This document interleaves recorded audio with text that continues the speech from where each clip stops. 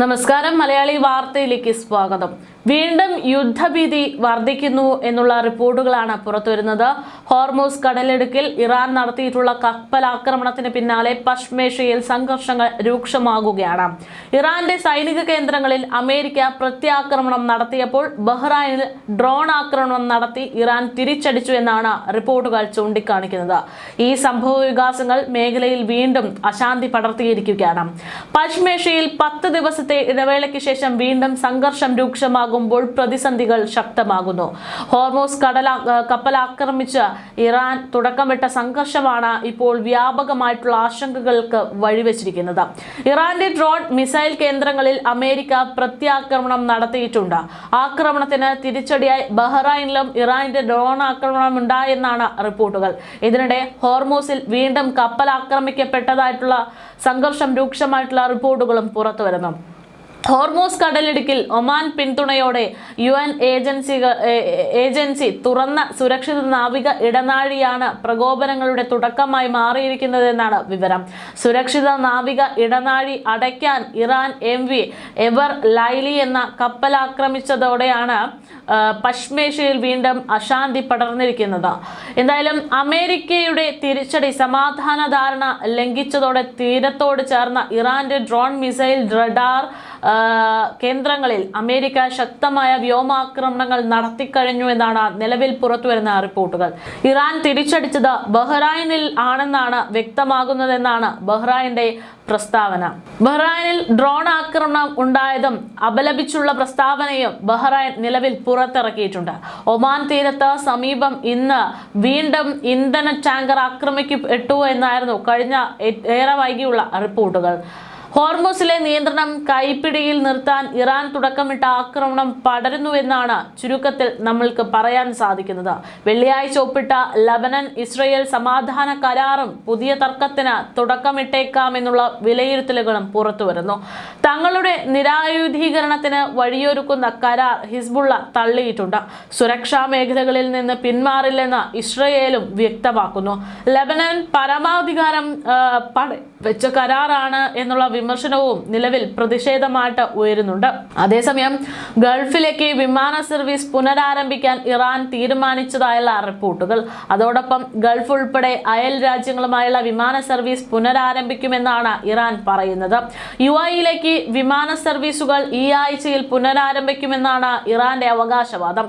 സമാനമായി മറ്റു ഗൾഫ് സർവീസുകളും തുടങ്ങാൻ ആണ് ശ്രമം എന്നും ഇറാൻ ന്യൂസ് ഏജൻസികൾ റിപ്പോർട്ട് ചെയ്യുന്നു. UAEയിലെ ജബൽ അലി പോർട്ട് വഴി ചരക്കു നീക്കവും പുനരാരംഭിക്കുമെന്നാണ് ഇറാൻ മാധ്യമങ്ങൾ റിപ്പോർട്ട് ചെയ്യുന്നത്. ഏകദേശം 300 ബില്യൺ ഫണ്ട് ഇറാന്റെ 300 ബില്യൺ ഫണ്ട് ലഭിക്കാൻ ഗൾഫ് രാജ്യങ്ങളുമായി ബന്ധം പുനഃസ്ഥാപിക്കാനും ഈ ഒരു നീക്കം അനിവാര്യമായിരിക്കും എന്നാണ് വിവരം. എന്തായാലും യുദ്ധഭീഷണിയും യുദ്ധ സാഹചര്യവും ഇത്തരത്തിൽ കടക്കുമ്പോൾ എങ്ങനെയാണ് ഇനി ഇന്ത്യയെ അടക്കം ഇത് ബാധിക്കുക എന്നുള്ളൊരു ആശങ്ക നിലവിലുണ്ട്. നിലവിലത്തെ സാഹചര്യത്തിൽ ഇത്രമാത്രം വലിയ യുദ്ധ പശ്ചാത്തലം ഉണ്ടായിട്ടും പ്രതിസന്ധികളെ വളരെ ശക്തമായിട്ട് അല്ലെങ്കിൽ വളരെ കൃത്യമായിട്ട് മറികടന്നിരിക്കുകയാണ് ഇന്ത്യ എന്നുള്ളത് നമ്മൾക്ക് ഏറെ ആശ്വസിക്കാൻ പറ്റുന്ന ഒരു വിഷയം തന്നെയാണ്. യുദ്ധകാലത്തെ കപ്പൽ ഇൻഷുറൻസ് നിരക്കുകളിലെ വർധനവും ഇന്ധന ലഭ്യതയിലെ കുറവും തെറ്റായ സാമ്പത്തിക വാർത്തകളും അങ്ങനെ ഉണ്ടാകുന്ന വാർത്തകൾ സൃഷ്ടിക്കുന്ന ആശങ്കകളും വിപണിയിലേക്ക് അടുത്ത സമ്മർദ്ദങ്ങൾ ഉണ്ടാക്കുന്നുണ്ട്. അത്തരം സമ്മർദ്ദങ്ങളിലൊക്കെ തന്നെ രാജ്യത്തെ ഒരു പെട്രോൾ പമ്പിൽ പോലും അടച്ചിടാതെ ഒരു അടുക്കളയിൽ പോലും പാചകവാതകം മുടങ്ങാതെ ഈ പ്രതിസന്ധിയെ ഇന്ത്യ അതികൃത്യമായിട്ട് തന്നെ കൃത്യമായ പ്ലാനിങ്ങോടുകൂടെ തന്നെ മറികടന്നു കഴിഞ്ഞു എന്നുള്ളതാണ് ഇന്ത്യക്കാർക്ക് ഏറെ ആശ്വാസകരമായിട്ടുള്ള കാര്യം. അമേരിക്കയും ഇറാനും തമ്മിലുണ്ടായിട്ടുള്ള ധാരണയുടെ അടിസ്ഥാനത്തിൽ ജൂൺ പകുതിയോടെ തുറമുഖ ഉപരോധം മാറുകയായിരുന്നു എന്നാണ് റിപ്പോർട്ടുകൾ. 62,000 ടൺ ഇന്ധനവുമായി ദിശ എന്ന ഇന്ത്യൻ LNG കപ്പൽ സുരക്ഷിതമായി യാത്ര തിരിക്കുകയും ചെയ്തതോടെ ഇന്ത്യയുടെ പ്രതിസന്ധിക്ക് ഏകദേശം അഴവ് വന്നു എന്നുള്ളതാണ് വസ്തുത.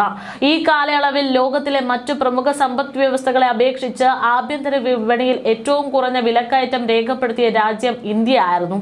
യാദൃശ്ചികമായി ഉണ്ടായ ഒരു നേട്ടമായിരുന്നില്ല ഇത് എങ്കിൽ പോലും മറിച്ച് കഴിഞ്ഞ ഒരു ദശാബ്ദകാലമായി രാജ്യം കെട്ടിപ്പടുത്ത ഊർജ അടിസ്ഥാന സൗകര്യ വികസനത്തിന്റെ ഉപഭോക്താക്കൾക്ക് മുൻഗണന നൽകിയിട്ടുള്ള ധനനയങ്ങളുടെ നേരിട്ടുള്ള ഫലമായിരുന്നു ഇത് എന്ന് ഓർമ്മപ്പെടുത്തുകയാണ് വിദഗ്ധർ. അടിസ്ഥാന സൗകര്യ വികസനവും സ്രോതസ്സുകളും വൈവിധ്യീകരണവും ഒക്കെ തന്നെ ഇന്ത്യ കൃത്യമായി പ്ലാൻ ചെയ്തതുകൊണ്ട് നമ്മൾ ഈ പ്രതിസന്ധികളെ തരണം ചെയ്തുകൊണ്ടിരിക്കുകയാണ്. ഘടനാപരമായിട്ടുള്ള ഈ ദുർബലതയെ പ്രതിരോധിക്കാനുള്ള ഇന്ത്യയുടെ ആദ്യത്തെ മതിൽ കഴിഞ്ഞ 10 വർഷത്തിനിടയിൽ ആഭ്യന്തര ഊർജ്ജ മേഖലയിലുണ്ടായ വിപുലീകരണം തന്നെയാണെന്ന് പറയേണ്ടിയിരിക്കുന്നു. 2014-നും 2026-നും ഇടയിൽ ഇന്ത്യയിലെ LPG ഇറക്കുമതി ടെർമിനലുകളുടെ എണ്ണം 11-ൽ നിന്ന് 22-ആയും LPG പൈപ്പ് ലൈൻ ശൃംഖല 2311 കിലോമീറ്ററിൽ നിന്ന് 6242 കിലോമീറ്ററായും വർദ്ധിച്ചിട്ടുണ്ട്. ഇതോടെ വാർഷിക ഇറക്കുമതി ശേഷി 12 മില്യൺ മെട്രിക് ടണ്ണിൽ നിന്ന് 32.3 മില്യൺ മെട്രിക് ടണ്ണായി ഉയരുകയും പ്രതിദിന ഗാർഹിക വിതരണം 32.7 ലക്ഷം വീടുകളിൽ നിന്ന് 62.8 ലക്ഷം വീടുകളിലേക്ക് വ്യാപിപ്പിക്കാൻ സാധിക്കുകയും ചെയ്തു. സമാനമായി സിറ്റി ഗ്യാസ് ശൃംഖലകൾ 55-ൽ നിന്ന് 300-ലധികമായി വർദ്ധിപ്പിക്കാൻ LNG ഇറക്കുമതി ടെർമിനലുകളുടെ എണ്ണം 8-ആയി ഇരട്ടിപ്പിക്കാനും ഇന്ത്യക്ക് സാധിച്ചു. ഇന്ത്യയിൽ സ്ട്രാറ്റജിക് പെട്രോളിയം റിസർവ് ലിമിറ്റഡിന്റെ കീഴിലുള്ള 5.33 മില്യൺ ടൺ സംഭരണ ശേഷി വഴി 3 ആഴ്ചത്തേക്കുള്ള ഇന്ധന കരുതൽ ശേഖരവും രാജ്യം ഉറപ്പാക്കിയിട്ടുണ്ട്. സംഭരണ സംവിധാനങ്ങൾക്ക് പുറമെ എണ്ണ വാങ്ങുന്ന രാജ്യങ്ങളുടെ എണ്ണം വർദ്ധിപ്പിച്ചതായും ഇന്ത്യക്ക് തുണയായി മാറുന്നു. തങ്ങളുടെ ഇന്ധന സ്രോതസ്സുകൾ 27 രാജ്യങ്ങളിൽ നിന്ന് 41 രാജ്യങ്ങളിലേക്ക് ഇന്ത്യ വ്യാപിപ്പിച്ചിരിക്കുകയാണ്. Libya, Gabon, Equatorial Guinea, Guyana തുടങ്ങിയിട്ടുള്ള പുതിയ ഉൽപാദകരെ പട്ടികയിൽ ഉൾപ്പെടുത്തിയതിനൊപ്പം അമേരിക്ക, റഷ്യ എന്നീ രാജ്യങ്ങളുമായിട്ടുള്ള ബന്ധം ദൃഢമാക്കുകയും ചെയ്തു. ഈ ഭൂമി ശാസ്ത്രപരമായിട്ടുള്ള മാറ്റം കാരണം ഹോർമൂസ് കടലിടുക്കിലെ പ്രതിസന്ധി ഉണ്ടായപ്പോൾ ഇന്ത്യയുടെ എണ്ണ ഇറക്കുമതിയെ അത് പൂർണ്ണമായി ബാധിച്ചിട്ടില്ല.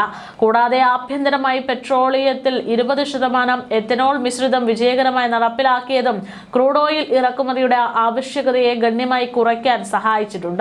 അതോടൊപ്പം തന്നെ ഇന്ധന പാചകവാത വിപണിയിലെ സർക്കാർ ഇടപെടലുകളും അതിൽ സുപ്രധാനപ്പെട്ട ഒരു കാര്യം തന്നെയാണ്. ആഗോളതലത്തിലുണ്ടായ ഇന്ധന വിലക്കയറ്റത്തിന്റെ ഭാരം ജനങ്ങളുടെ മേൽ അടിച്ചേൽപ്പിക്കുന്നതിന് പകരം സാമ്പത്തിക ബാധ്യത കേന്ദ്ര സർക്കാർ ഏറ്റെടുത്തു എന്നതാണ് അതിൽ ഏറ്റവും സുപ്രധാനപ്പെട്ട ഒരു വിഷയം. 2026 മാർച്ച് 27-ന് പെട്രോളിയത്തിന്റെയും ഡീസലിന്റെയും കേന്ദ്ര എക്സൈസ് ഡ്യൂട്ടി ലിറ്ററിന് 10 രൂപ വീതം കേന്ദ്രം വെട്ടിക്കുറച്ചിരുന്നു. ഡീസലിന്റെ പ്രത്യേക അധിക എക്സൈസ് ഡ്യൂട്ടി പൂർണ്ണമായും ഒഴിവാക്കുകയും പെട്രോളിയത്തിന്റേത് 3 രൂപയായി കുറയ്ക്കുകയും ചെയ്തു.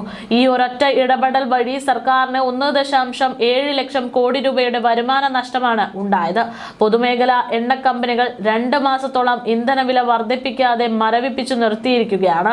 പ്രതിദിന ഏകദേശം 1000 കോടി രൂപയുടെ നഷ്ടം സ്വയം വഹിച്ചുകൊണ്ടാണ് സർക്കാർ ജനങ്ങളെ ഇത്തരത്തിൽ സംരക്ഷിച്ചത്. മെയ് 15-ന് വില വർധനവ് അനിവാര്യമായി വന്നപ്പോൾ പോലും അത് ലിറ്ററിന് 3 രൂപയായി മാത്രം പരിമിതപ്പെടുത്തുകയും പ്രതിസന്ധിയിലുടനീളം ആകെ 7 രൂപയുടെ ക്രമീകരണം മാത്രം വരുത്തുകയും ചെയ്താണ് ഇന്ത്യ ജനങ്ങളെ സംരക്ഷിച്ചത്. ജൂൺ അവസാനത്തോടെ ക്രൂഡ് ഓയിൽ വില ബാരലിന് $74 താഴ്ന്നതോടെ എണ്ണ കമ്പനികളുടെ പ്രതിദിന നഷ്ടം 650 കോടി രൂപയായി കുറഞ്ഞു എന്നാണ് റിപ്പോർട്ടുകൾ. LPG വിതരണ രംഗത്ത് വലിയ തോതിലുള്ള വിപണി പുനഃക്രമീകരണമാണ് സർക്കാർ നടത്തിയത്. ഗൾഫ് പ്രതിസന്ധി കാരണം രാജ്യത്തെ പകുതിയിലധികം പാചകവാതക ഇറക്കുമതി ഒറ്റ രാത്രി കൊണ്ട് തടസ്സപ്പെട്ടപ്പോൾ 2026 മാർച്ച് 8-ന് മന്ത്രാലയം ഒരു LPG നിയന്ത്രണ ഉത്തരവും പുറപ്പെടുവിച്ചു. ആഭ്യന്തര ശുദ്ധീകരണശാലകളോട് പ്രൊപ്പൈൻ, ബ്യൂട്ടൈൻ തുടങ്ങിയിട്ടുള്ള രാസവസ്തുക്കൾ പരമാവധി പാചകവാതകമാക്കി മാറ്റാൻ ഉത്തരവിൽ നിർദ്ദേശിച്ചിരുന്നു. ഇതോടെ രാജ്യത്തെ പ്രതിദിന LPG ഉൽപാദനം 35,000 ടണ്ണിൽ നിന്ന് 54,000 ടണ്ണിലായി ഉയർന്നു. ഇക്കുറിയും ഇറക്കുമതി ചെയ്യേണ്ടി വന്ന 30,000 ടണ്ണിന്റെ കുറവ് നികത്താൻ ഇത് സഹായിച്ചു. മുൻപ് LPG നിർമ്മിച്ച പരിചയമില്ലാത്ത ശുദ്ധീകരണശാലകൾ പോലും ഈ ദൗത്യത്തിന്റെ ഭാഗമായി മാറി എന്നാണ് യാഥാർത്ഥ്യം. ഒരു സിലിണ്ടറിന് 1,600 രൂപയോളം ഇറക്കുമതി ചെലവ് വന്നപ്പോഴും ഗാർഹിക പാചകവാതകത്തിന്റെ വില 942 രൂപയെ സർക്കാർ നിജപ്പെടുത്തിയിട്ടുണ്ട്.